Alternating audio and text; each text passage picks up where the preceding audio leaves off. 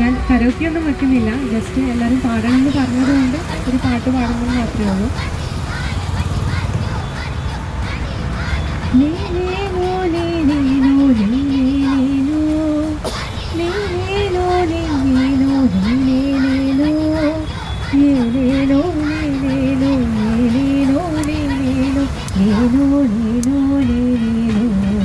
ദേവസ്വം ബോർഡിന്റെ വിനായക ക്ഷേത്രം, തൊട്ടച്ചേർന്ന് പാളയം ജുമാ മസ്ജിദ്, ഇതിന്റെ പുറകുവശത്തായി ഒരു ക്രിസ്തീയ ദേവാലയം കൂടി സ്ഥിതി ചെയ്യുന്നുണ്ട്.